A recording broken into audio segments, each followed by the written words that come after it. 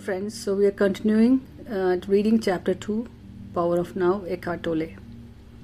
So this slide prepares us for the reality of the practice. The pain body does not dissolve instantly. It has momentum. Understanding this prevents discouragement. We begin to watch the pain body, we stop feeding it, and then it seems to get louder sometimes.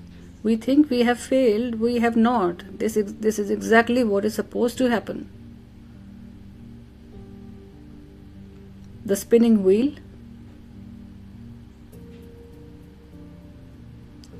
When we start disidentifying from the pain body, when we become the watcher instead of one consumed, something important happens. The pain body keeps moving. It has accumulated momentum, like a spinning wheel that continues turning even after the power is cut. We are no longer fueling it through identification, but it still has energy from years it was running unchecked, like inertia. It will continue to operate for a while. So what to expect?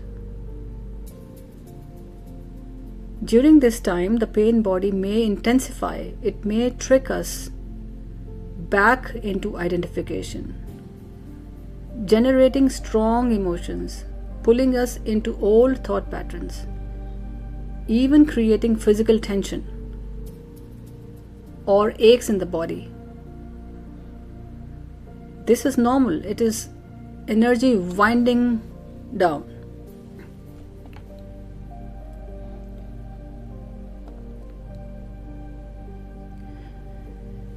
And crucially, the pain body will try to make us think about it.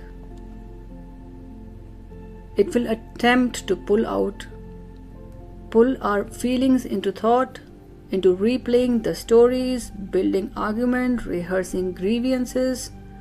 The moment thinking takes over, we have re-identified. We are feeding it again.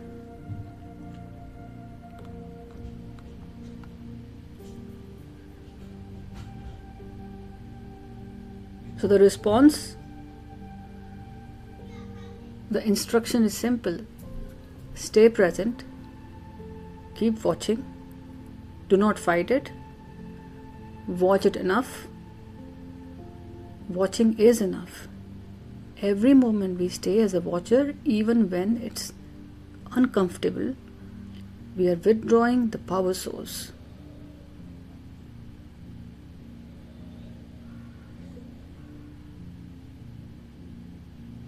When we have tried to change a deep pattern before and felt it getting harder before it got easier, what did we do?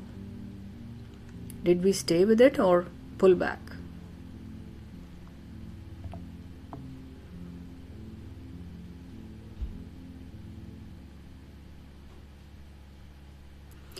So resistance after waking up is not a failure. It is the pain body losing the power. Stay present. The wheel slows down eventually. The spinning wheel must wind down. This is natural. Our only job is to stay present and stop giving it energy through identification. So now, the diagram on this slide shows the two paths available to us in any triggered moment, and the single critical choice that determines which path to take. So every time a difficult emotion arises, there is a fork in road. So one path feeds the pain body and one path dissolves it. The difference is simpler than we imagine. The two paths. When a sensation arises, anger, hurt, frustration, there are two possible responses. The first is thinking. We take that feeling and we spin a story around it. Who did this to us? Why it is unfair? What we are going to say? What it means about our life? Every thought feeds the pain body. Every story reestablishes the identification. The second path is feeling. Not thinking about the feeling, actually feeling it. Staying with the raw energy in the body. No narrative, no story, no judgment. Just presence with the sensation itself.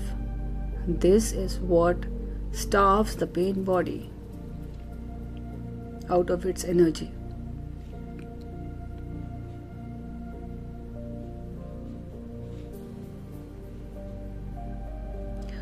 The guardian, Tolle calls us to be the ever alert guardian of our inner space.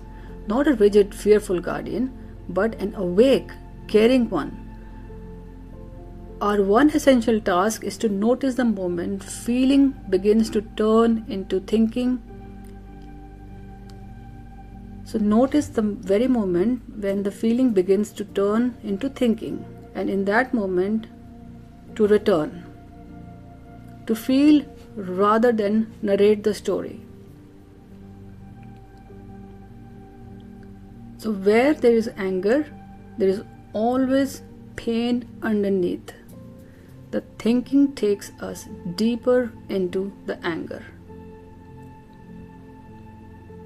The feeling takes us down into the pain beneath, where healing actually happens.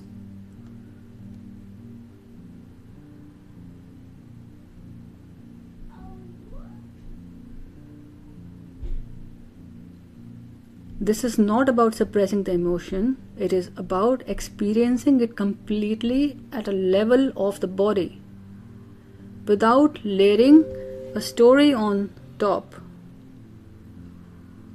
Feeling the anger as raw energy,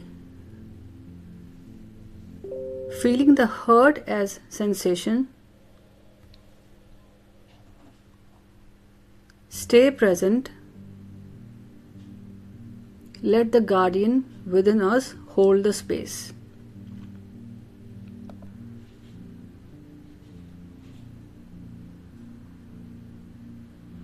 In our most recent moment of being triggered, did we feel the emotion or did we think the emotion? What did the story we told ourselves keep alive?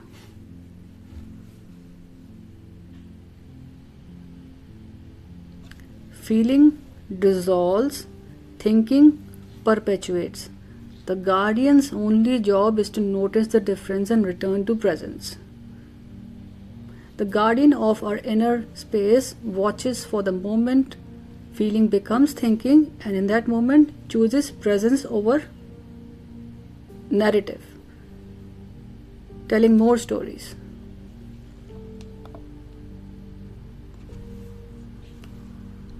This is the culminating concept. The alchemy of consciousness, our sustained attention does not manage the pain body, it transforms it.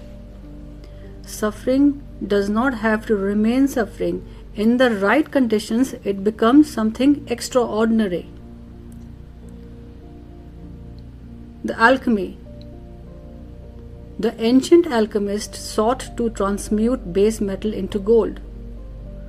For centuries, people thought this was literally about chemistry.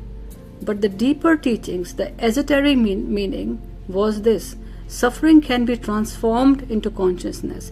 Pain can become awakening.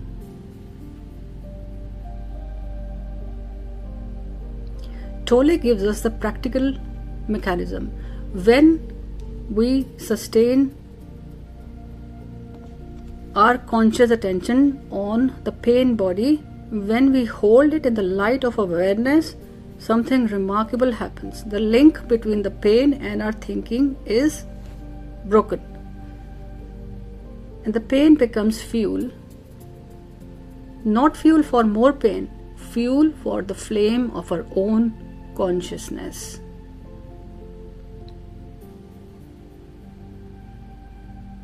So what happens? As we bring sustained presence to our pain, our consciousness does not just hold the pain, it expands because of the pain. The flame burns more brightly, the awareness deepens, the split within us begins to heal. We do not need to have had an easy life to access a deep consciousness. Sometimes it is the depth of our suffering when met with the presence that produces the deepest awakening. So depth of our suffering when met with presence produces sometimes the deepest awakening.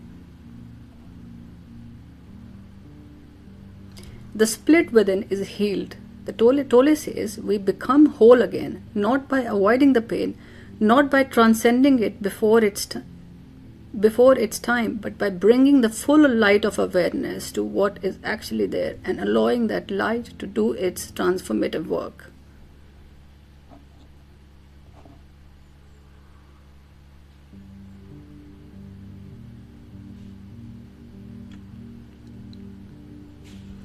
So is there a period of difficulty in our past that in retrospect we can see made us wiser, more compassionate, more awake? What did that pain become?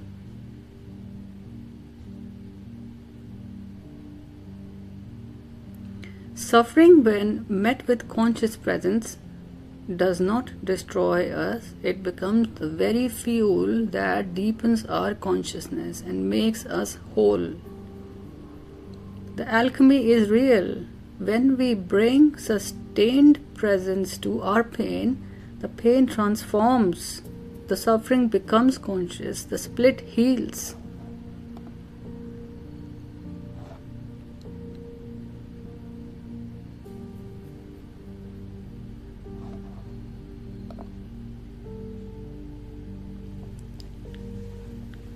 So we'll stop today's video here. In the next one, we will talk about the practical steps we can use today